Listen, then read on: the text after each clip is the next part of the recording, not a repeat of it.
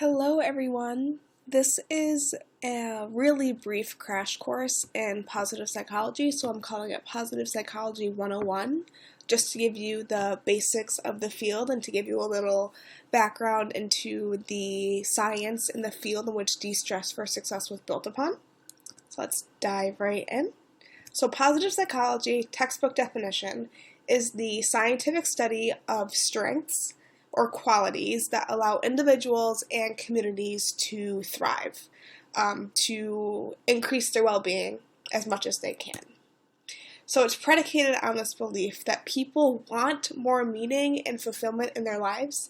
They actually want to have meaningful and healthy relationships. They want to experience positive emotion like joy and hope and inspiration and awe. They want to laugh and connect. They want to set goals and crush them, and they want to wake up with this sense of meaning and purpose in their lives.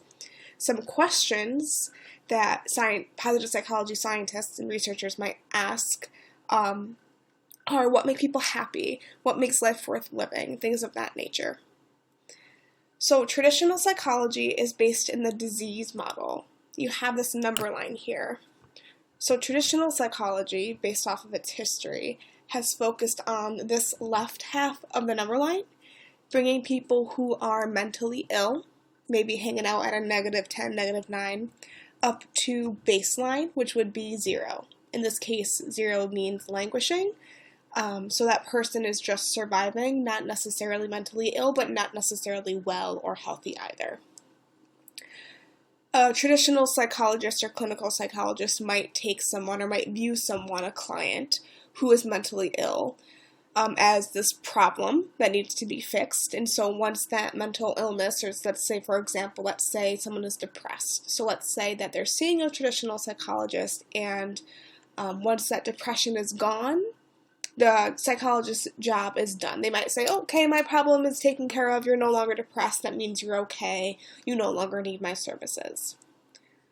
Positive psychology has expanded this number line and focuses on this right half, bringing people all the way who might be mentally ill or languishing to thriving, to this state of optimal well-being.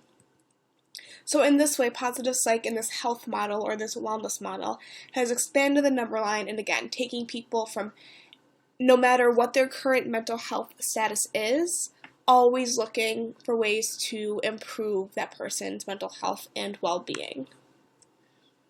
Positive psych can also be summed up in this way: the absence of depression is not happiness, and the absence of anxiety is not serenity. So to break this down, just because someone is not depressed doesn't mean they're necessarily happy. If someone's not depressed, they could be feeling empty inside. If they're not feeling any negative emotion and they're also not feeling positive emotion, then what exactly are they feeling? So there's a gap there that needs to be addressed. And likewise, just because a person is not experiencing anxiety or panic attacks doesn't necessarily mean that they're automatically calm or serene or experiencing mindfulness all the time, right? So there's this gap here that positive psychology addresses.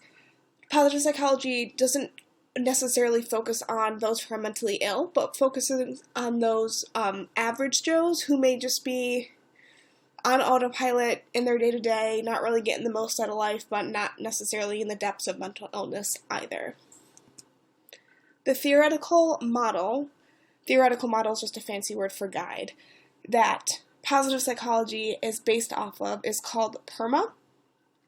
P stands for positive emotion, again, cultivating those positive emotions like inspiration, awe, curiosity, gratitude, joy, focusing on increasing resilience in your optimistic attitudes. Engagement means being awake, staying in the present moment, savoring life, optimizing your performance through flow states, finding your strengths, improving your self-regulation. Relationships addresses those high-quality connections, communication styles, and altruistic thinking for the betterment of the common humanity, not just for yourself necessarily. Meaning, what gets you out of bed in the morning, what makes you fulfilled, maybe finding a connection to something that's larger than yourself. An achievement, being able to set your goals, being able to form healthy habits to help you achieve those goals, visualizing and crushing all of those things to make you the rock star that you really are.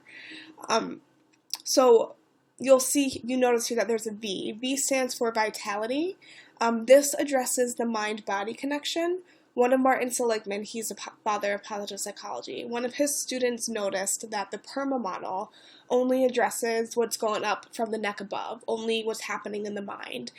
So she very astutely noted this and added a letter to the PERMA model addressing this mind-body connection, just highlighting that what's going on inside your body has a direct effect of what's going on inside your mind and vice versa, because we are all, in fact, we're all one crazy, messy, interesting system that's all connected. So the vitality aspect means what fuel are you putting into your body, your quality of your sleep and sleep hygiene. Are you moving as much as you should? How are you handling your stress, and how is your stress affecting your actual physical well-being too? So this is a really, really short breakdown of what positive psychology is, but if you do have further questions and want to chat about this more, here's my contact info. I would be more than happy to answer any questions you have or clarify details and to explore these topics more. Thanks.